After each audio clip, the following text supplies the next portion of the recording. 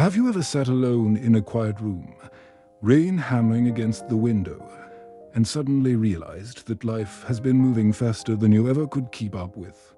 That was me one evening, sitting in my old study, watching raindrops race each other down the glass, listening to the faint hum of the city outside, and feeling the weight of 80 years pressing on my shoulders. I remember my granddaughter Emma, 16 years old, standing beside me, her eyes wide and serious, asking in that quiet way only a child can, "Grandpa, does everything we do even matter in the end?" I looked at her and for a long moment said nothing, because I couldn't answer immediately. And in that silence, I realized that my life, every choice, every missed opportunity, every moment of joy and every regret, had led me to this room, this exact moment. Before I take you deeper into this story, I want to ask you, wherever you're watching from, please like this video, subscribe to the channel, share it with someone who might need it, and let me know in the comments which city or country you're watching from, because the lessons I'm about to share may save someone years of regret, wasted time, and missed love. My name is Harold. I'm 80 years old. I have lived a long, complicated life. People have called me successful engineer, entrepreneur, project manager, husband, father. Someone who climbed every ladder in his way, but I now understand that public success and private fulfillment are not the same thing. When I was a boy, I was endlessly curious. I grew up in a small town, dreaming of building, creating, designing, changing the world in ways I didn't yet fully understand. I remember taking apart radios, making crude machines from spare parts, imagining one day I would make something important, something meaningful. Those early years were pure full of wonder, hope, and the kind of ambition that feels unstoppable when you're young. By the time I was 20, I had moved to a bustling city to study engineering. My youth was filled with energy, with late nights in libraries and labs, with the hum of machines and the thrill of discovery. I wanted to succeed, to prove myself, to create a life my younger self would be proud of. By 25, I landed what most would call the perfect job, a six-figure salary at a prestigious international engineering firm, secure benefits, recognition, and the kind of status that parents brag about to relatives. But the reality behind the shiny surface was different.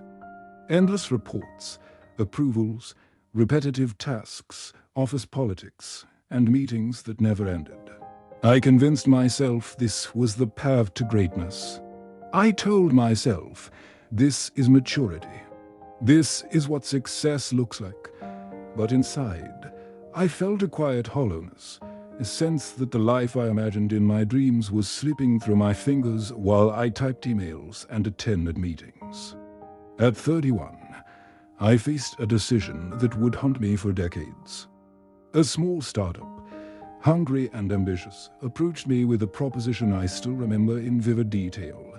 Lead their team, build something revolutionary from scratch, receive equity, create something meaningful. But it was risky, unstable, uncertain, terrifying. I hesitated. My mind was dominated by fear. Fear of instability, fear of failing, fear of leaving behind the safety of my corporate life. And so I said no. I stayed in the safe job, the predictable salary, the known routine. A few years later, that startup became a global success. Their ideas reshaped industries. Those who took the risk built careers rich in purpose, impact, and pride. And I was left with a hollow ache of what might have been. I didn't hate them. I hated myself for letting fear, not reason or courage, decide my future. And I made another critical mistake, the one many ambitious people make. I thought I could do everything alone. I ignored advice from people far wiser than me. Sylvia, a brilliant project manager, warned me about timelines, staffing, and realistic expectations for a complex project I was leading. She said, "Harold, if you push too hard, you'll burn the team out. The clients will lose trust, and everything will suffer." I waved her off, convinced that speed and heroics were what mattered. The project collapsed. Deadlines were missed. Clients were furious. My team, exhausted and frustrated, looked to me with disappointment, not anger, but the quiet sorrow of lost trust. It took Sylvia stepping in to salvage what she could to teach me one of life's greatest lessons. Strength is not doing everything alone. Strength is humility, listening, learning, and guiding with wisdom, not ego. Meanwhile, my personal life was quietly unraveling. I married my wife Margaret when I was 28. She was kind, patient, and endlessly supportive. We had 2 children, David and Claire.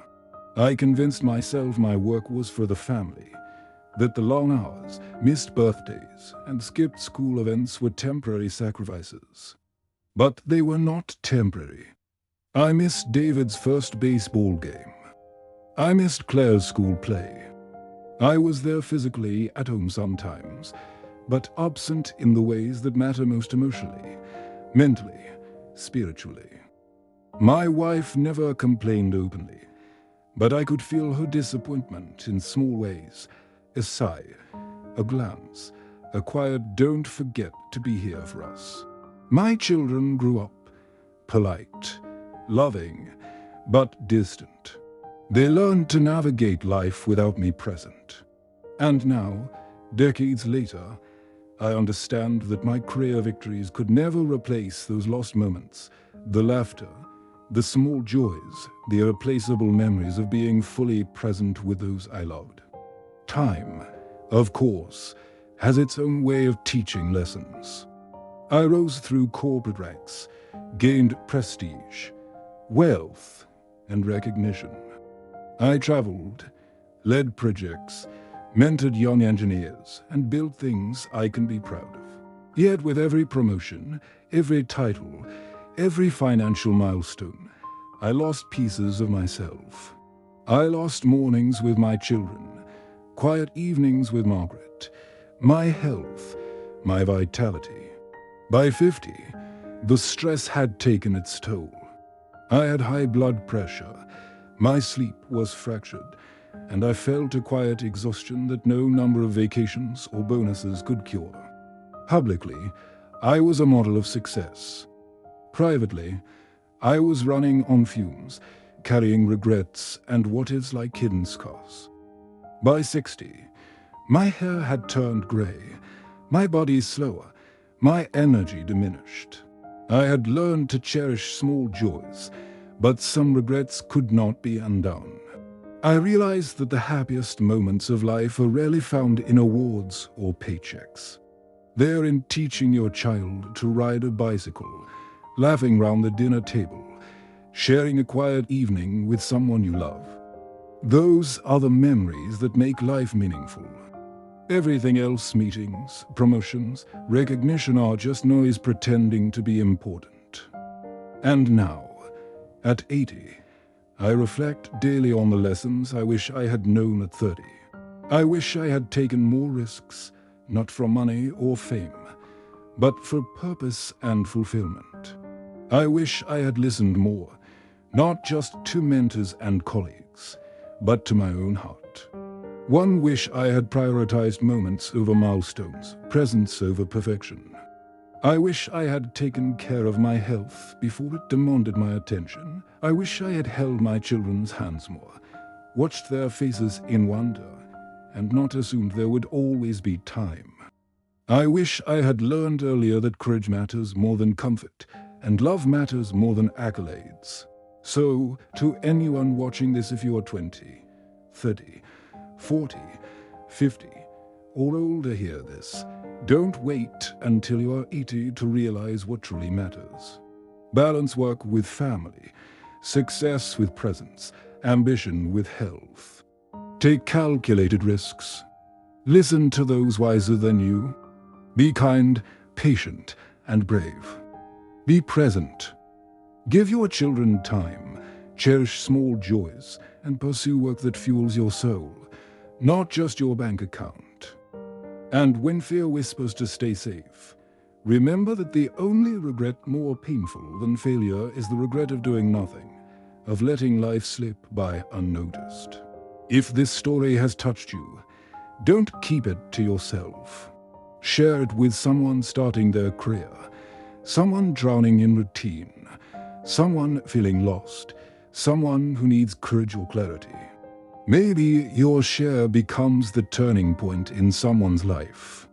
Like this video, subscribe to the channel, and stay with us for more stories that transform experience into wisdom. Remember, life is not endless. Every day matters.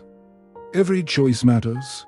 Disclaimer: this story is meant for inspiration, reflection, and education. Some details may be slightly fictionalized for clarity and narrative flow. No individual, company, or profession is attacked or glorified. This story is about life, choices, consequences, and the power to change.